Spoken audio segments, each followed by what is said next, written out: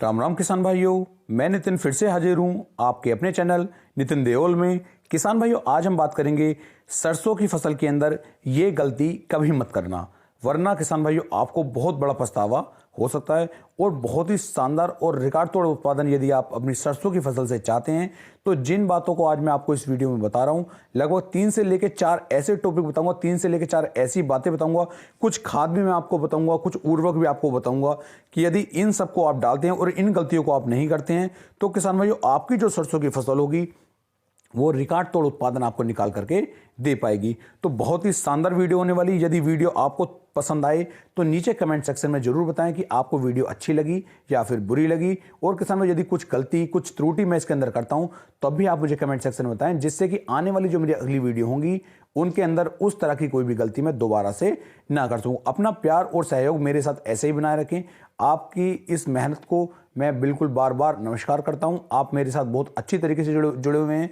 मैं आपको दिल से बहुत बहुत धन्यवाद करता हूं। तो चलिए शुरू करते हैं कि सरसों की फसल के अंदर ऐसी कौन कौन सी गलतियां हैं जिन्हें किसान भाई ज्यादा करते हैं और उनका जो उत्पादन होता है किसान भाइयों वो बहुत कम हो जाता है। आप ऐसा मान के चल सकते हैं कि लगभग 80% किसान भाई जो हैं इन गलतियों को करते ही करते हैं, और जो हमारे 20% किसान भाई बचते हैं वे इन गलतियों को नहीं करते और वो अपनी सरसों की फसल से एक रिकॉर्ड तोड़ और शानदार उत्पादन निकाल पाते हैं। तो यदि आप भी उन 20% किसान भाइयों में शामिल होना चाहते हैं और उनके जैसा ही उत्पादन चाहते हैं तो किसान भाई इस वीडियो को पूरा देखें, जिससे कि आपकी समझ में आ जाए कि आपको क्या गलती करनी है और क्या गलती नहीं करनी है। तो किसान भाई, सरसों की जो खेती है इसके अंदर सबसे पहला जो पॉइंट है, सबसे बड़ी जो बात है वो ये है कि जब भी आप सरसों की बुआई करेंगे हमेशा किसान भाइयों नए बीज से करें, हाइब्रिड बीज से करें और उपचारित बीज से करें। पहली बात तो है कि जब आपका नया बीज आएगा, हाइब्रिड बीज आएगा, तो वो उपचारित होता है, लेकिन किसान भाई यदि आप चाहें तो उसे घर पे भी उपचारित कर सकते हैं।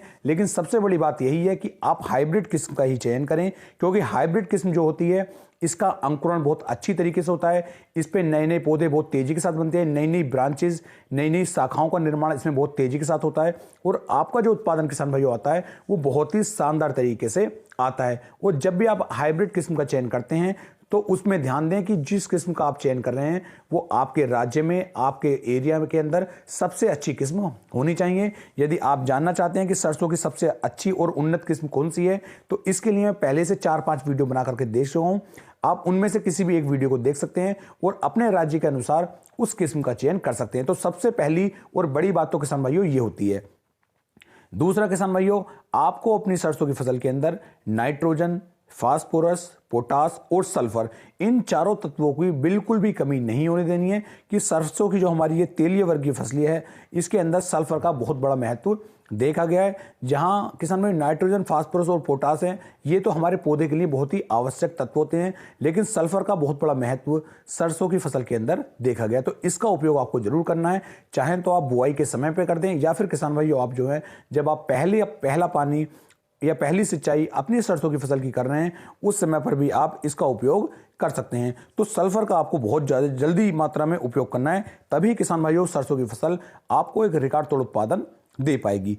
तीसरा टॉपिक किसान भाइयों, तीसरा पॉइंट जो हमारा है वो किसान भाइयों ये कि जो पहला पानी होता है, पहले पानी का भी आपको सरसों की फसल में बहुत बड़ा महत्व देखा गया है। पहले पानी को बिल्कुल भी किसान भाइयों अनदेखा ना करें। यदि पहली सिंचाई आपने थोड़ी लेट कर दी या फिर थोड़ी जल्दी कर दी तो इससे आपको बहुत बड़ा नुकसान देखने को मिल सकता है। तो जिस समय पर जो आपकी सरसों की फसल के ऊपर लगभग 6 से लेकर 7 पत्तियां आ जाती हैं, 6 से लेकर 7 पत्ते आ जाते हैं, वो समय हमारी सरसों की फसल की पहली सिंचाई के लिए, पहले पानी के लिए बहुत ही बड़ा सही समय किसान भाइयों होता है। यदि मैं दिनों की बात करूं तो जिस समय पर आपकी जो सरसों की फसल है 25 से लेकर 30 दिन के आसपास की होती है, उस समय पर आपको सरसों की फसल के अंदर पहला पानी लगा देना चाहिए। और इसी समय पर किसान भाइयों आपको पहला खाद भी देना चाहिए।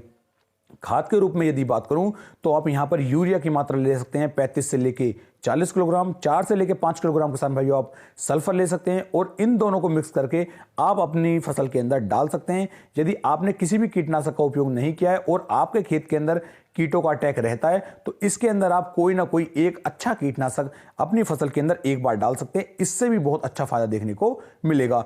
चौथा पॉइंट किसान भाइयों, हमेशा समय से सरसों की फसल की बुआई करें। लेट यदि बुआई आप करेंगे तो उससे भी अच्छा उत्पादन नहीं आता है।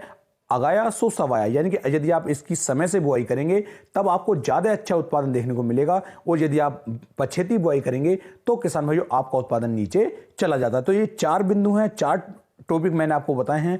इन 4 इंस्ट्रक्शन पे यदि आप चलते हैं तो बहुत ही शानदार और रिकॉर्ड तोड़ उत्पादन सरसों की फसल किसान भाइयों आपको निकाल करके दे पाएगी। उम्मीद है मेरी वीडियो आपको काफी पसंद आई होगी। यदि वीडियो पसंद आई हो तो वीडियो को लाइक, कमेंट और शेयर करना ना भूलें, और कमेंट सेक्शन में जरूर बताएं कि पूरी वीडियो के अंदर आपको मेरी कौन सी बातें पसंद आई। फिर मिलेंगे एक नई वीडियो में, तब तक के लिए राम राम जी।